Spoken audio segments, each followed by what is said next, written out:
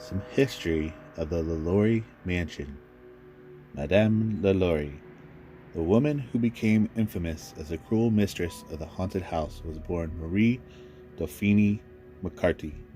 She was born on March 19, 1787, to Louis Chevalier Bartholomew de Macarty and Marie Gianna Larrabelle. 3 times a charm, Delphine and her marriages. On June 11, 1800, Delphine Macarty married Don Ramon de Lopez y Anguelo, a caballero de la Royal de Carlos, a high-ranking Spanish officer at the St. Louis Cathedral. Some 4 years later, she and Don traveled to Spain.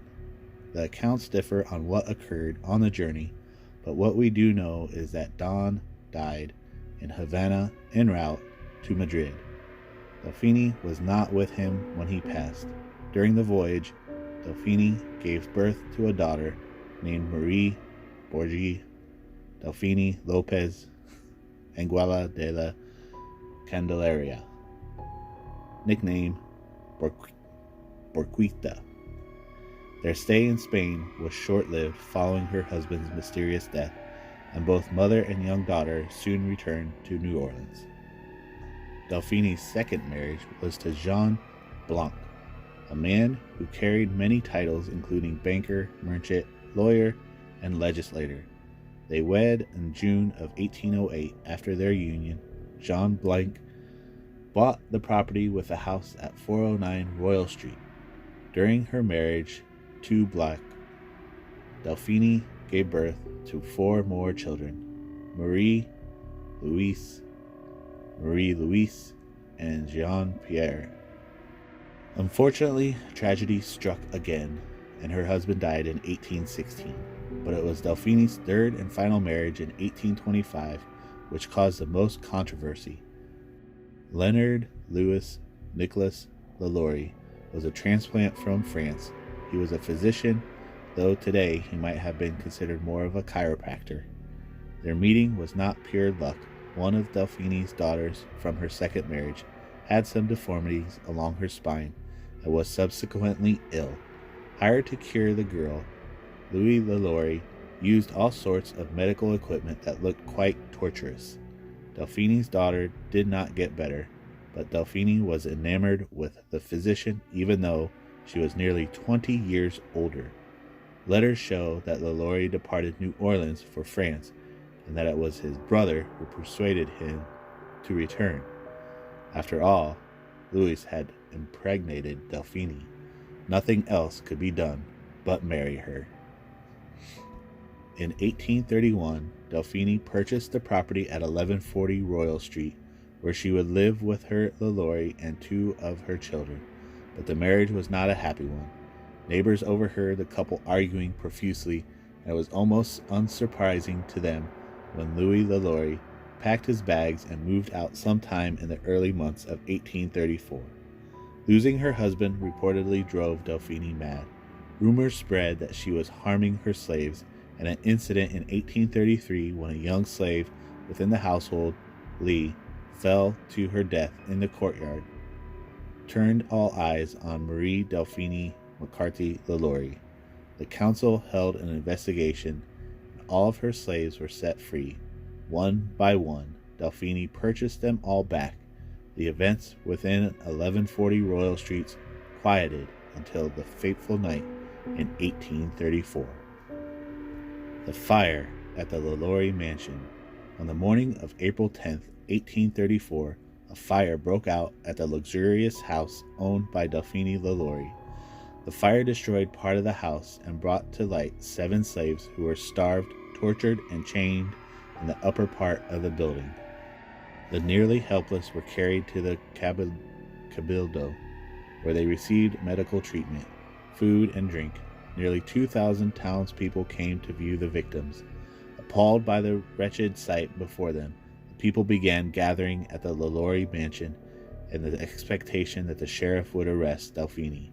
However, the sheriff never arrived. As the day went on, it became apparent that any action would not happen. The crowd slowly transformed into a mob with only one thought: vengeance. When Madame LaLaurie managed to escape the fray, the enraged crowd attacked the now empty residence. They stripped the interior of its valuables and continued their assault by trying to dismantle the whole house by damaging the walls and the roof. By the next morning, they had nearly demolished the entire house. Details of the fire and the aftermath, as reported by eyewitnesses, emerged in the local newspapers during the following week. The account was soon picked up by national publications. Madame LaLaurie was revealed as a monster, a demon in the shape of a woman, and fury itself escaped from hell. The fire was ignited in the kitchen of the grand mansion. Allegedly, the fire started on purpose by a slave woman chained to a stove as punishment. The fire seemed to be an attempt at trying to call attention to the deplorable conditions that she and her fellow slaves endured. The experiments done in the LaLaurie mansion. Many of the stories told about the LaLaurie mansion involved slaves being found under extreme conditions after the fire was extinguished. One version begins with the conditions that the slaves found when authorities arrived.